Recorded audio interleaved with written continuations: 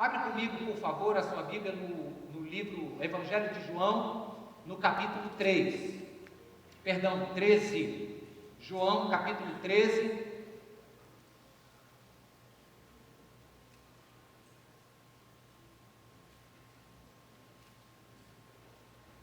Deixa aberto João 13, que antes eu quero te contar uma história. Quem já assistiu aqui filme A Lista de Schindler? Levanta a mão. Ok. Agora levanta a mão quem assistiu e chorou na Lista de Schindler. Quase todo mundo, né? Vocês já me conhecem, sabem que eu sou chorão. Mas recentemente, vendo, eu chorei de novo e mais. E vou lhe explicar por quê.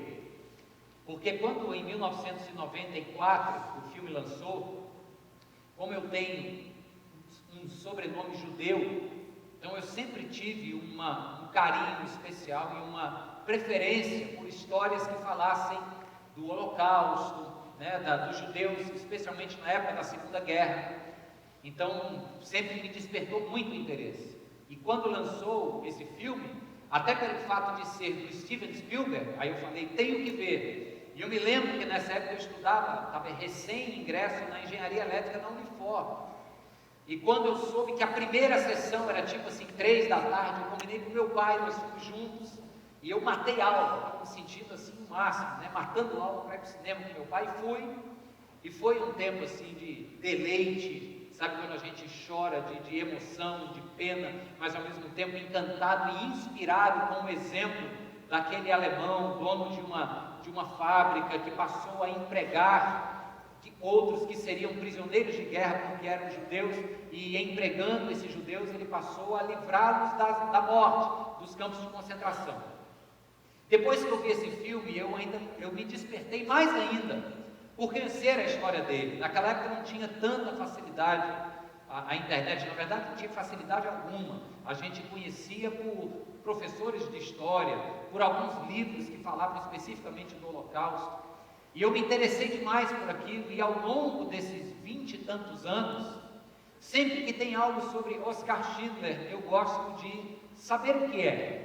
Aí nós fomos a Israel, ano passado, e num dos momentos que o ônibus estava andando lá por Jerusalém, me lembro que nós estávamos subindo o Monte Sião, e todo mundo dentro do ônibus, aquela conversa, brincadeira, desatenção, eu mesmo dentro do ônibus, mais dormia do que qualquer outra coisa, porque é cansado da viagem, mas aí meu olho bateu numa entradinha, um portão de ferro, e você não dizia de fora que aquilo era um cemitério, mas era um cemitério, e aí o ônibus parou, e no que parou, eu encontrei uma plaquinha pequena em cima desse portão, dizendo, aqui está Oskar Schindler, porque o governo de Israel fez um acordo com a Alemanha para trazer o corpo, né, o caixão deste grande herói para os judeus, e no final da cena do filme de Steven Spielberg, nós vemos muitos sobreviventes do Holocausto beneficiados pela bondade misericordiosa de Schindler. Nós vimos muitos indo ali colocar a pedrinha no túmulo dele, lá em Israel.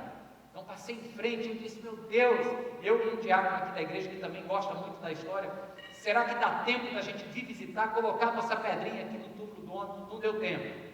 Aí nós fomos no Museu do Holocausto, e novamente, eu e minha esposa quebrantados. Eu até infringi uma regra, porque não pode bater foto de jeito nenhum, o pessoal é meio neurótico com essa história de não bater foto. Mas eu tive que bater quando eu cheguei do lado de um painel enorme, com nomes de muitas famílias, e bem na minha linha de vista, o nome de muitas famílias, Levi, com Y no final, exatamente meu nome. Aí eu olhei de onde eu estava, bati um bocado de foto, registrei o momento, morrendo de medo que alguma câmera me visse, mas isso mexe comigo.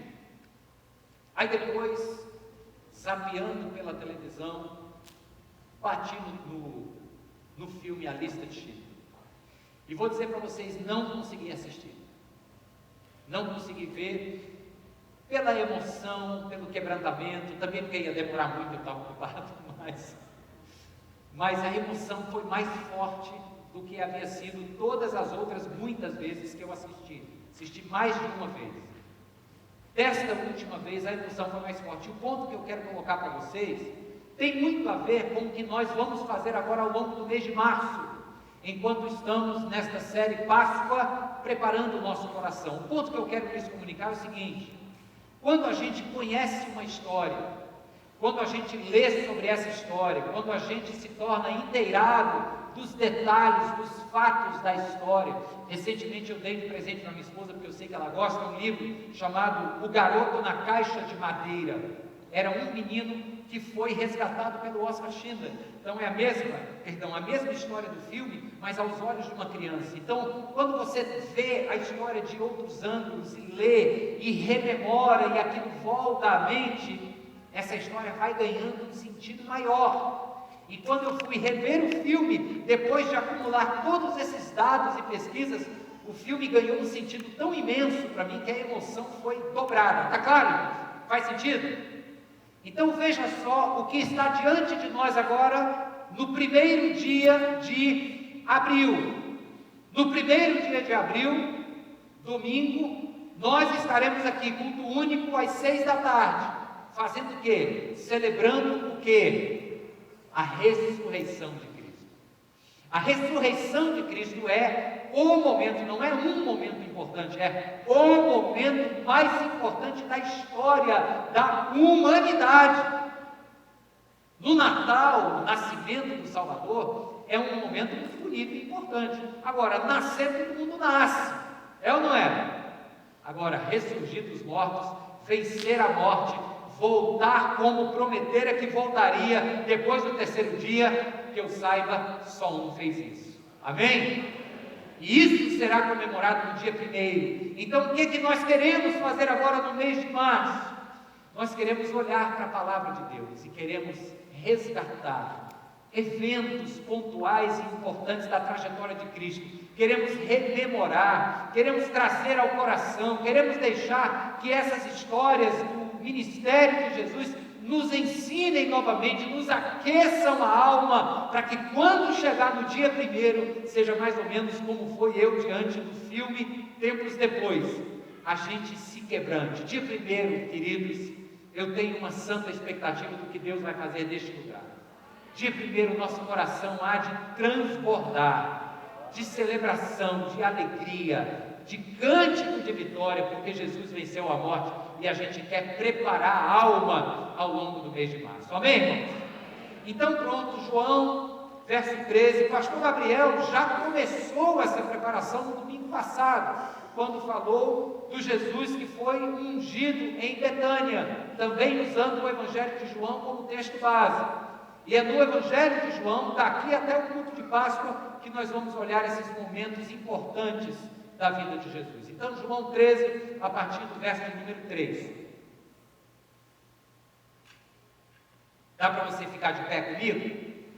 Já fiz essa introdução, você sentado, agora de pé, só para a gente dar uma esticada. Do 3 ao 17 nos diz assim: Jesus sabia que o Pai havia colocado todas as coisas debaixo do seu poder e que viera de Deus e estava voltando para Deus. Assim, levantou-se da mesa, tirou sua capa e colocou uma toalha em volta da cintura. Depois disso, derramou água numa bacia e começou a quê? Lavar os pés dos seus discípulos. Linda cena. Enxugando-os com a toalha que estava em sua cintura. Chegou-se a Simão Pedro, que lhe disse: Senhor, vai lavar os meus pés? Respondeu Jesus: você não compreende agora o que estou lhe fazendo, mais tarde, porém, entenderá. Disse Pedro: não, nunca lavarás os meus pés. Jesus respondeu: se eu não os lavar, você não terá parte comigo. Respondeu Simão Pedro: então, Senhor, não apenas os meus pés, mas também as minhas mãos e a minha cabeça. Respondeu Jesus: quem já se banhou precisa apenas lavar os pés, todo o seu corpo está limpo. Vocês estão limpos, mas nem todos, pois ele sabia quem iria traí-lo, e por isso disse que nem todos estavam limpos. Verso 12: quando terminou de lavar-lhes os pés, Jesus tornou a vestir sua capa e voltou ao seu lugar. Então lhes perguntou: vocês entendem o que lhes fiz? Vocês me chamam mestre e senhor, e com razão, pois eu sou. Pois bem, se eu, sendo senhor e mestre de vocês, lavei-lhes os pés, vocês também devem lavar os pés uns dos outros. Eu lhes dei um exemplo para que vocês façam como lhes fiz. Digo-lhes verdadeiramente que nenhum escravo é maior do que o seu senhor, como também nenhum mensageiro é maior do que aquele que o enviou. Agora que vocês sabem essas coisas, felizes serão se as praticarem. Senhor, nosso Deus, nosso coração se enche de expectativa pela Tua voz, pelo mover do Senhor no nosso meio e pela Tua presença passeando aqui entre nós, Senhor, e eu creio falando aos nossos corações. Que assim seja, Deus, agora a partir da Tua palavra, para a glória de Jesus oramos. Amém. Amém. Pode ser sério.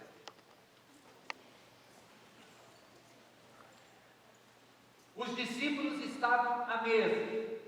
Jesus diz: eu lhes fiz isso para que vocês aprendam e lavem os pés uns dos outros.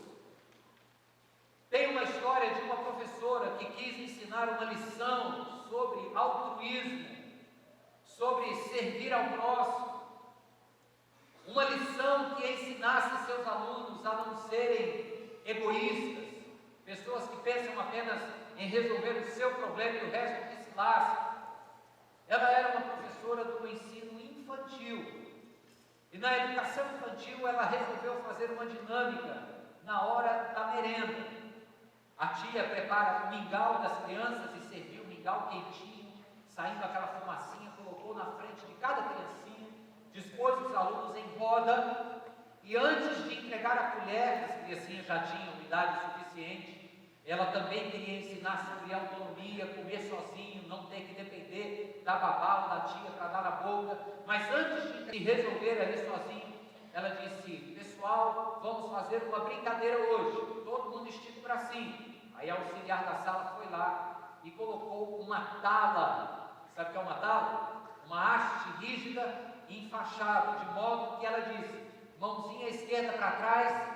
Todo mundo só pode comer com a direita, só que a direita estava dura, não dava para dobrar. E ela deu a colher e as criancinhas começaram a lidar com aquele conflito, aquela dificuldade de pegar o mingau, mas imagina como é que é, quase quebrando ali a tábua, mas não dava para trazer. Aí quando ela viu os alunos naquela dificuldade, chegou então a hora do mote, o ensinar. E ela disse assim: bota o mingau na colherzinha. Eles botaram.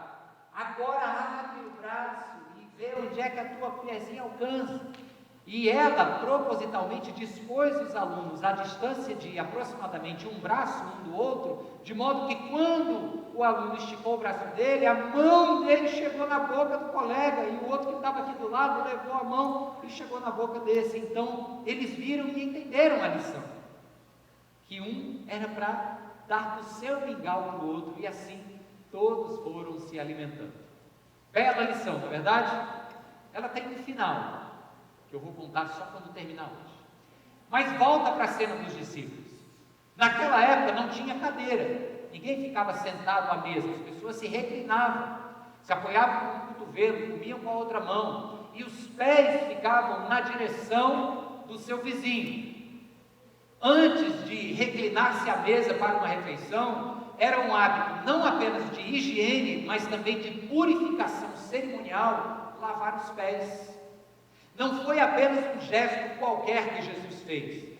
Na verdade, se você lembrar do contexto aqui desse trecho que nós lemos, você vai ver que eles estão na semana da Páscoa, e na semana da Páscoa era uma semana que muitos peregrinavam a Jerusalém, a cidade ficava cheia. A semana da Páscoa era uma semana de celebrações diárias, jantares em família, jantares a convite, os anfitriões traziam convidados para suas casas. Jesus faz isso. Jesus, que não tinha onde reclinar a cabeça, pede para os seus discípulos irem arrumar um salão para que ele pudesse então celebrar a Páscoa.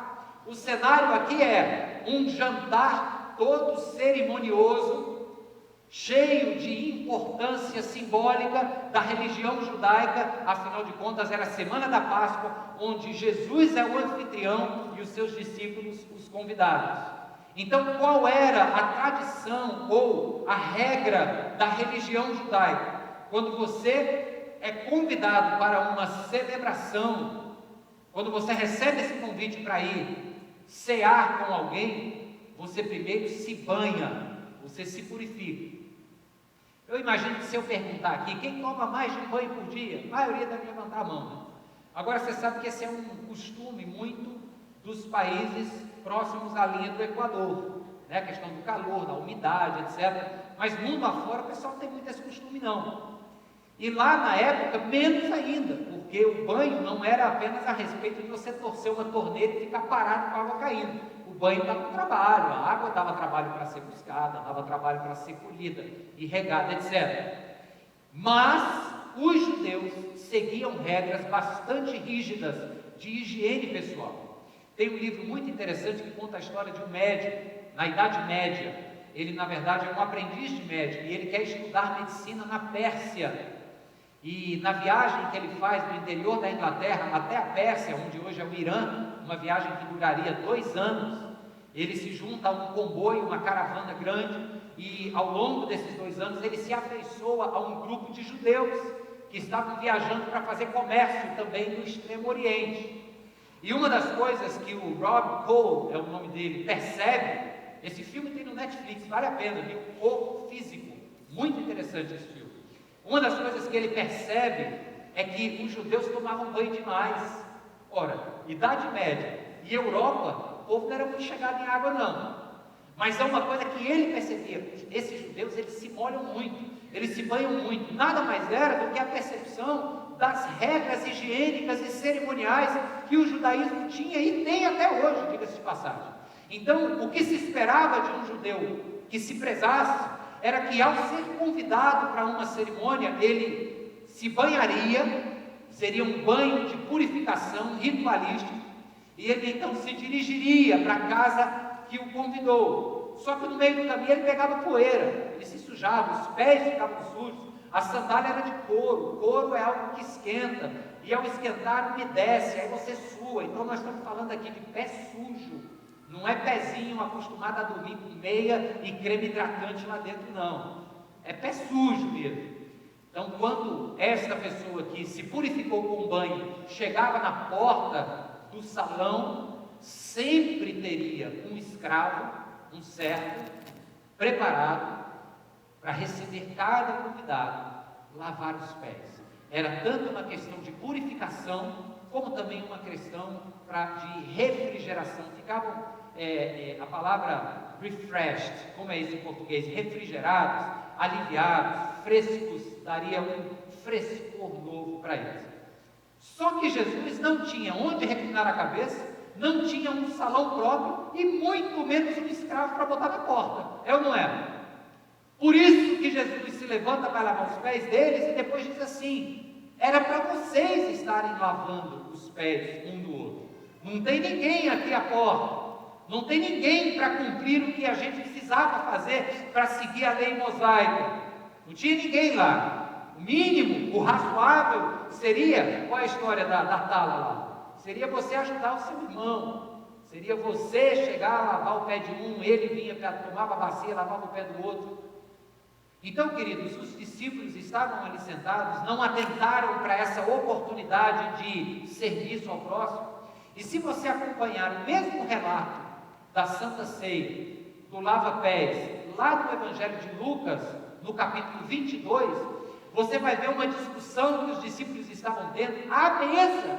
Veja só, Jesus já tinha partido pão, já tinha lavado os pés, já tinha dado vinho. E sabe qual foi o papo depois do jantar entre os discípulos? A conversa era assim, está lá no verso de número 24, Lucas 22, 24, os discípulos estão conversando sobre quem dentre eles seria o maior no reino de Deus. Já pensou? Depois de uma lição de humildade, os discípulos estão pensando no status, na posição. Quem vai sair mais bonito na foto da vida? Quem vai estar do lado direito do rei? E Jesus percebe o coração deles, percebe que o foco deles estava em outro lugar e propõe então esta lição. Eu queria que você olhasse para o seu texto agora comigo, no verso 3. Verso 3 do capítulo 13. Tem uma expressão importantíssima que precede o gesto de Jesus. No verso 3 diz que depois disso, Jesus derramou água em uma bacia. Não, eu já li a partir do 5, né? Deixa eu ler do 3. Jesus sabia que o Pai havia colocado todas as coisas debaixo do seu poder. Jesus sabia que viera de Deus e que estava voltando para Deus. Assim, ele levantou-se da mesa, tirou a sua capa, colocou uma toalha em volta da cintura e depois disso derramou água numa bacia e começou a lavar os pés dos discípulos. Então olha só a sequência, isso aqui é importante. Jesus sabia que ele tinha um Pai, Deus Pai, Criador dos céus e da terra, Todo-Poderoso. Sabia que o Pai havia colocado todas as coisas debaixo do seu poder. E sabia também que ele viera de Deus e que ele estava voltando para Deus. Aí ele levanta-se, tira a capa, aquela capa que o designava como o anfitrião da casa. Ele abre mão daquela, vamos colocar assim, daquela pompa e coloca um instrumento que o escravo vestiria, a toalha. E com a toalha ele começa a fazer o papel que o escravo faria. Esse é o primeiro ponto da história de Jesus que a gente quer resgatar nessas mensagens, que ensina algo simples, mas muito profundo para nós. É simples porque todo mundo já sabe que nós somos chamados a servir uns aos outros. O que Jesus está fazendo aqui é servir. Ele está fazendo algo que um servo faria, pegando água e lavando os pés. Esse servo era para estar lá na porta, não tinha ninguém na porta, Jesus pegou e fez ele mesmo, deixando um exemplo. Está claro, irmãos? Então ele é simples, é um ensino simples, porque a gente sabe que é isso que Deus espera de nós, que sejamos pessoas que servem o mundo. Mas é muito importante o momento em que isso acontece, e nos ajuda a entender como a gente pode servir. O texto nos fala que Jesus sabia algumas coisas. Antes de servir, ele estava perfeitamente consciente, primeiro, de quem ele era, que ele viera do Pai, que ele era um filho amado, talvez a voz do Pai lá do Rio Jordão. Quem lembra? No batismo de Jesus vem uma voz do céu que diz o quê? Tu és o meu filho amado. Uma voz que afirma a identidade do filho. Então Jesus sabia, o texto fala aqui, verso 3, Jesus sabia que tinha um Pai que o afirmava como ser, como filho, que nesta afirmação o amava. Tu és o meu filho amado. Então ele sabia primeiro quem ele era, de onde ele tinha vindo, do Pai. Depois ele sabia que o Pai já havia colocado todas as coisas debaixo da sua autoridade. A autoridade de Jesus era a autoridade de Deus. Ele sabia de onde vinha o seu poder, de onde vinha a sua força, de onde vinha a sua capacidade de resistir e de se entregar conforme os propósitos de Deus para ele. E em terceiro lugar diz que ele também sabia que ele havia vindo de Deus e que agora ele estava voltando para Deus. O Império Romano não era uma ameaça, a morte não era uma ameaça, porque nada ia impedir disso aqui acontecer. O que é que Jesus sabia que ia acontecer? Ele ia voltar para o Pai. Então veja só, uma pessoa que, sabe quem é, e ouve a voz do Pai, de Deus, lhe afirmando o seu amor por você. 2, sabe de onde vem a autoridade deste mundo. Não é da minha força, não é do meu discurso, não é do poder do meu dinheiro, ou seja o que for, a autoridade para fazer qualquer coisa no mundo vem de Deus. E terceiro, nada pode me parar, porque quando essa vida aqui acabar, eu vou para junto do Senhor. Quem sabe dessas três coisas, eu chamaria de uma pessoa bem resolvida. Uma pessoa bem resolvida não é só aquela que tem boa autoestima, não. Uma pessoa bem resolvida é aquela que sabe que, a despeito do que aconteceu na sua história de vida, que fez de você quem você é hoje, talvez até com problemas de autoestima, vamos ver, traumas, com amargura, existe um Pai que te afirma como filho e uma filha amada. Você não precisa nem da aprovação das pessoas, nem precisa se preocupar com a desaprovação delas. Então, as pessoas que têm esse nível de serem bem resolvidos em suas vidas, o que é que fazem na hora do serviço, na hora do vamos ver? Se levantam, tira a capa da pompa, coloca de lado, veste a roupa do servo e passa a seguir. Irmãos, uma das coisas que me alegra muito é quando a gente volta dos nossos retiros, seja no carnaval, como esse da Semana Santa que vai ter agora, mas talvez o mais evidente é o retiro de casais que nós temos no Rema, onde muitas pessoas da igreja servem, e muito me alegra como pastor, quando alguém chega e diz assim: pastor, eu gostei do retiro, foi tudo muito legal, mas o que me impactou de verdade foi ver o fulano, o ciclano, o beltrano, empresários bem-sucedidos da cidade, servindo, carregando uma mala, falando no plenário, limpando o chão ali, para quando a gente passar, está tudo limpinho. E eu não posso dizer o que mais se faz lá, senão estraga surpresa para muitos. Mas é esse princípio que eu estou falando. São pessoas que têm entendido que elas não vão pagar mico servindo o próximo, que elas não vão ter que se preocupar em descer de um pedestal. Na verdade, a vida com Deus pressupõe que você nunca queira estar em pedestal algum, em nome de Jesus. Está claro, irmãos? Jesus Cristo, sabendo quem Ele era, ciente da sua identidade, bem resolvido, porque o que o afirmava não eram os olhares externos, não eram os elogios, era o amor do Pai. Ciente de que o amor do Pai o acolhia e lhe dava autoridade, ele então resolve servir. Olha, nós vamos começar aqui na igreja um ministério interessante, um ministério do estacionamento. O ministério do estacionamento às vezes pega umas pedreiras, uns cabas meio mal educados que quer parar onde quer, bota o carro por cima. Acontece, não é porque é da igreja que o povo respeita, não. É um problema de educação, ou na verdade falta dela, ok? Agora, os servos do Ministério do Trânsito precisam estar ali com um sorrisão, cheio de amor. Quem topa chegar aqui mais cedo, 4h30, organizar, botar o colete, pegar a lanterninha, ajudar o Diácono Márcio e a equipe a estacionar os carros para a gente otimizar bem os nossos lugares? Vai levar freada em cima, vai levar abuso de gente que chega atrasada e quer parar onde quer. Você, durante a semana, é um executivo, um advogado, ou seja o que for, mas vai estar ali comendo poeira, às vezes até pegando chuva debaixo da sombrinha, para refletir o amor de Cristo para o próximo. Será que vão olhar para você e dizer: como é que aquele fulano se rebaixa a um negócio desse? Que coisa feia. Pouco importa. A gente serve não é para trazer os olhares dos outros, a gente serve para glorificar o Deus que nos chamou e nos capacitou. Amém, irmãos? Primeiro ponto, então. O segundo ponto é o diálogo de Jesus com Pedro. Diálogo interessante porque é mais ou menos o seguinte: mestre, o senhor vai me lavar os pés? Como quem diz assim nas entrelinhas, isso aqui é coisa de escravo, tem certeza o senhor que vai fazer em mim? Pedro aparentava estar meio humilde aqui na colocação, né? Não, que é isso, doutor? Eu é que tenho que lavar o seu. Mas na verdade tinha uma certa arrogância também, ele estava querendo dizer para Jesus o que era certo e o que não era. Aí Jesus diz: olha, se eu não te lavar os pés, você não tem parte comigo. Aí Pedro diz: opa, então não só os pés, as mãos, a cabeça, tudo.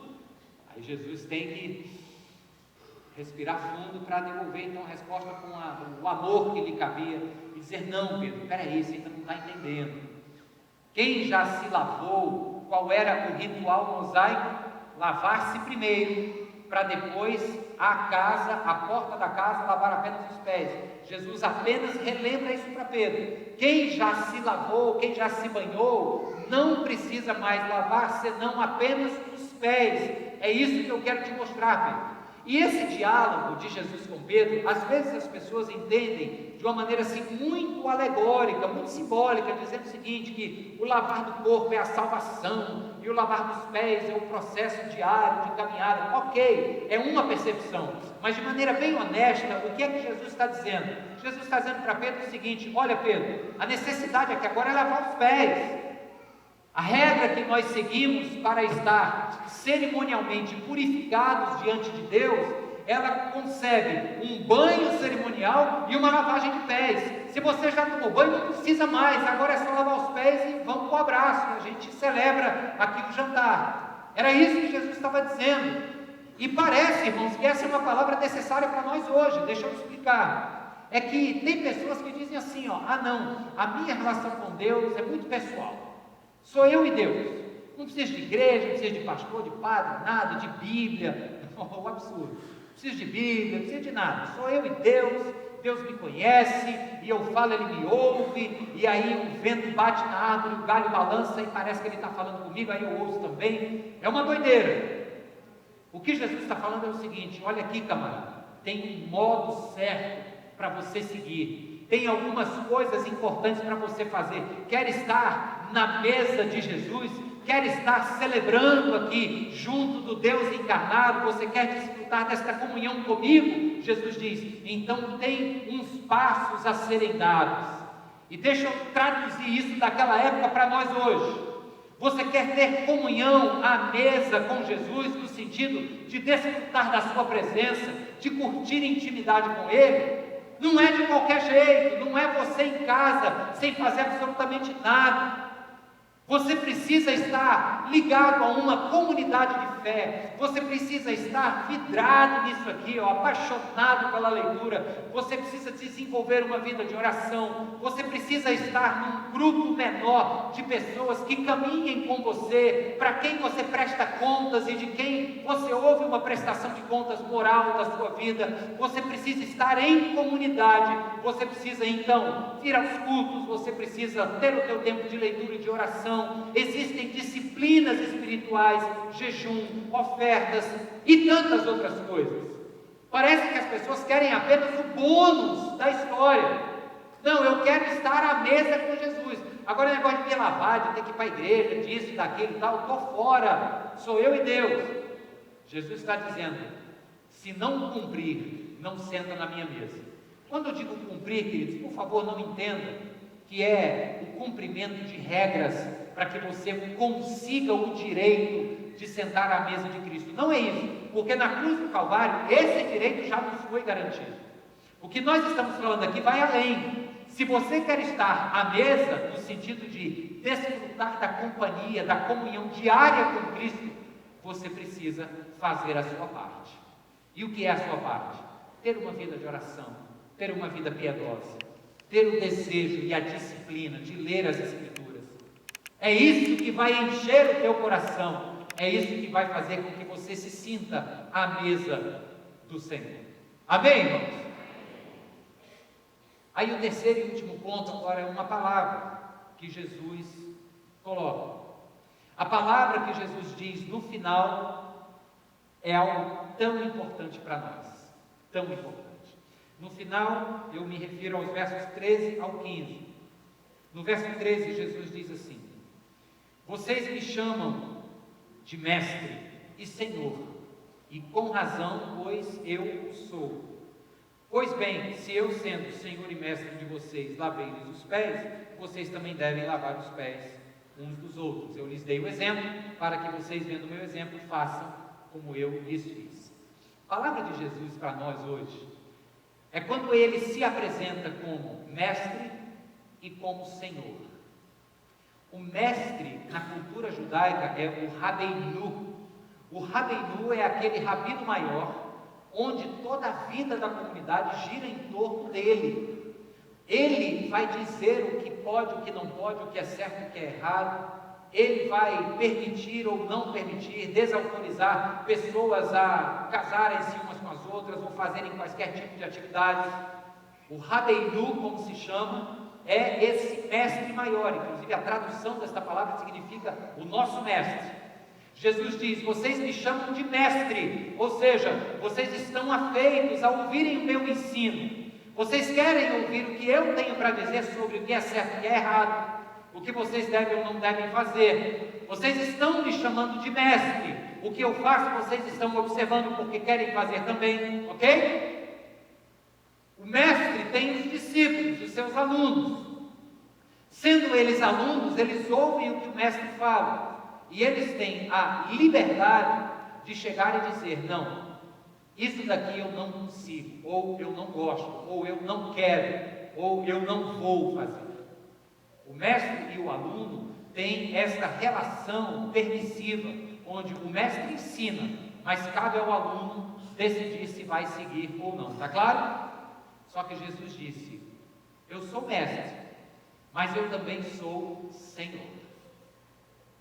O mestre ensina e te dá a opção de seguir ou não. O Senhor manda e espera que você siga. Percebe a diferença?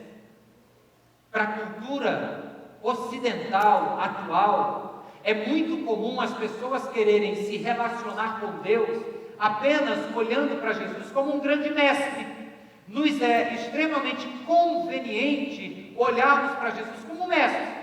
Porque ele foi uma pessoa boa, ele foi uma pessoa que deu bons exemplos. Se eu seguir os exemplos de fazer o que ele fez, é muito provável que eu vá me dar bem, que as pessoas gostem de mim, que eu saia bonito na foto. Agora, vai ter um dia em que esse mestre, por ser apenas um mestre, vai chegar e vai mandar você fazer uma coisa que você não vai gostar. Aí você diz: olha, não leva mal não, eu tenho a liberdade de não querer, isso aqui é difícil. Só que Jesus está unindo duas coisas importantes. Eu sou mestre, mas eu também sou Senhor. E o que Jesus está dizendo é assim: na categoria de mestre, eu lhes dei o exemplo, para que vocês observem como eu me agachei e lavei-lhes os pés. O exemplo para o serviço vocês estão tendo agora. Então vão e façam uns aos outros. Como mestre, eu estou dizendo que isso é certo. Agora, como Senhor, eu não estou lhes dando a opção de chegar e dizer: não quero, esse pé está muito sujo, eu não quero, porque a pessoa para quem eu vou prestar o meu serviço não merece o meu serviço. Jesus diz: como mestre, eu disse que é bom servir, e como Senhor, eu não estou te dando a opção de não servir. Amados, com todo carinho eu vou lhe dizer isso: quem se diz cristão, mas não se dispõe a servir o próximo, mente e não conhece a Deus. Não sou eu que digo isso, é João, na sua epístola. Aquele que diz ama a Deus, mas não ama o próximo, se faz mentiroso e não conhece a Deus. Nós precisamos romper com esta tentação de querermos ser apenas discípulos de um mestre. Ele ensina muita coisa bonita, a gente sai mundo afora fazendo as coisas bonitas, mas vai ter um dia que ele vai exigir de você algo que vai ter um preço. Vai ter um dia que você sabe que o Senhor está dizendo para você: não vá, mas você quer muito ir. O Senhor está dizendo para você: não responda de volta, mas você não consegue segurar a língua e responde. E quando o Senhor manda, Ele não te dá a opção de não obedecer. Se você não obedecer, você está indo contra a vontade dEle. E quem vai contra a vontade dEle se depara com um caminho de morte. Amados, imagine esta situação toda num casamento, relação marido e mulher. Jesus está dizendo: eu servi vocês para que vocês aprendam e sirvam uns aos outros.